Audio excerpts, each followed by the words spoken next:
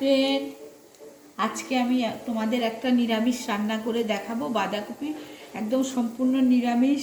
উপোসের দিনে এই রান্নাটা খেতে পারো এবং ইস্কনের যারা ভক্ত, শ্রীকৃষ্ণের যারা ভক্ত, তারাও এই রান্নাটা খেয়ে খুবই ভালো লাগবে।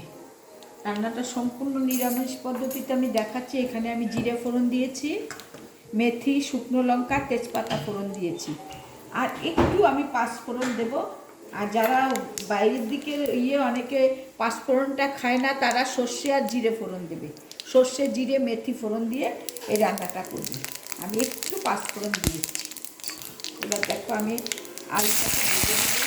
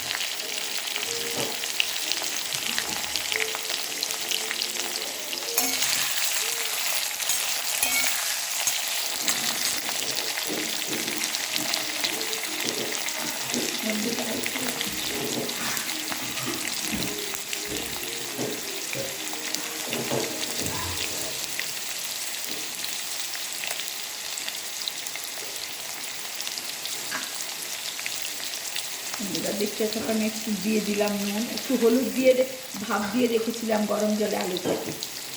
এবার আমি একটু নুন দিয়ে দিলাম।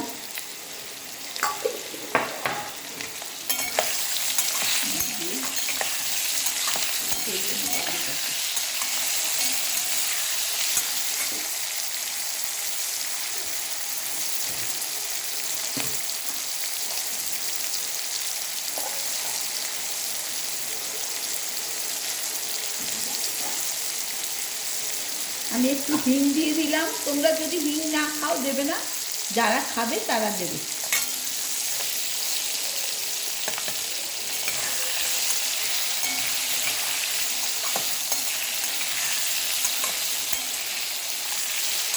আলুটা ভেজে আমি তুলে নেব।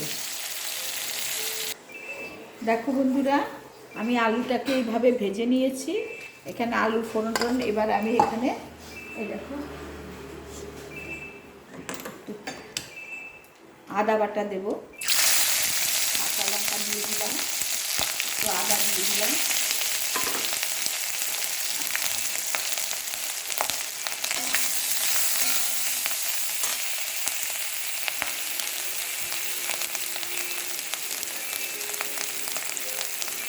জিরে দিয়ে দিলাম।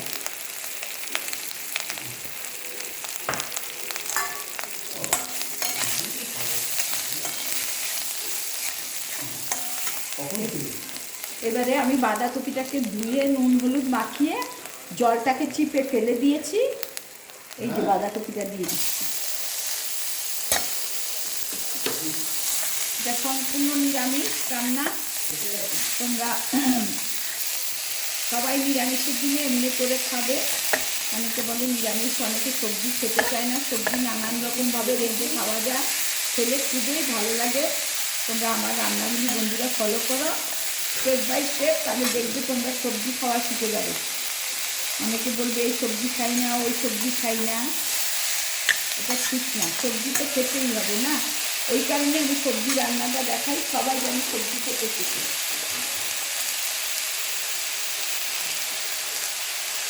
স্ন্যাক জাতীয় খাবার তো করে দেখায় অনেকে, ওগুলোতে ধারণা মুখরোচক খাবার, কিন্তু সবজিটা তো ভাত, রুটি, পোলাও সব কিছুর সঙ্গে তুমি খেতে পারবে। এইসব রান্না সব কিছুর সঙ্গে ভালো লাগবে।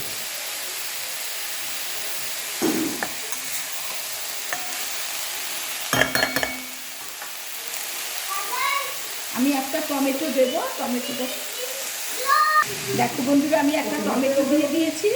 এবার আরেকটু নুন দেবো, নুন দিতে হবে। আর মিষ্টি দেবো, আমি একটা খেজুর ফেলে দেবো।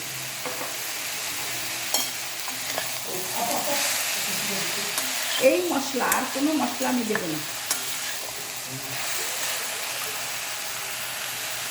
দেখো বন্ধুরা, আমি বাঁধাকপিতে দুটো খেজুর দিয়ে দিয়েছি, আলাদা করে চিনি আর দেইনি।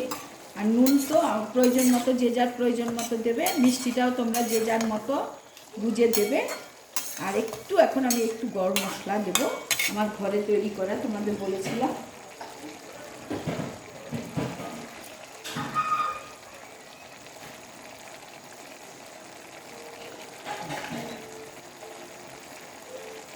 এখন ঘরে তৈরি করা একটু গরম মশলা দিয়ে দিলাম।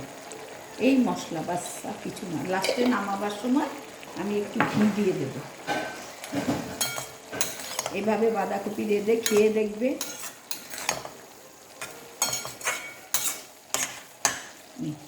এই যে আমি আলুটা তেজপাতা দিয়ে ভেজে রেখেছিলাম, ফোড়ন দিয়ে সেই আলুটা আমি দিয়ে দিলাম। রান্নাটা প্রায় হয়ে এসছে। এবার নামাবার আগে আমি একটু ঘি দিয়ে নামিয়ে নেব। এইভাবে রেঁধে তোমরা খাবে, কারণ সবজি সবসময় লাগে খেতে। ভাত, রুটি, পোলাও সব কিছুর সঙ্গে আমরা সবজি খাই। এই সবজিটা তুমি সব কিছুর সঙ্গে খেতে পারবে।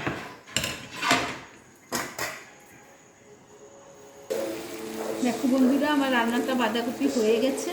এবার আমি এতে 1 চামচ ঘি দিয়ে দিচ্ছি, বেশি দেবো না ঘি। তোমরা যদি চাও আর একটু ঘি দিতে পারো, যে যত দেবে তত তো ভালো লাগবে। তোমরা যারা বেশি ঘি খাও তারা আর একটু ঘি দেবে। আমি আজকে অল্প ঘি দিলাম।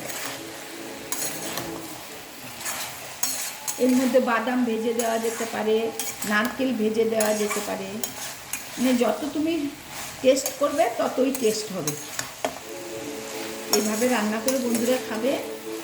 আমার রেসিপিটা ভালো লাগলে আমাকে লাইক, কমেন্ট, শেয়ার করবে, আমার পাশে থাকবে। আমিও সবার পাশে থাকি।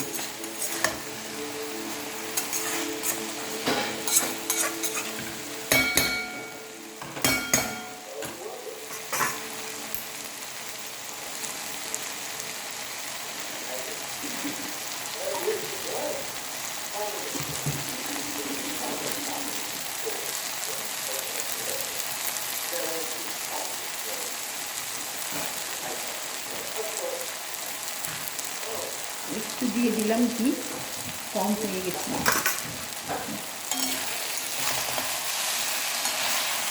রান্নাটা কমপ্লিট।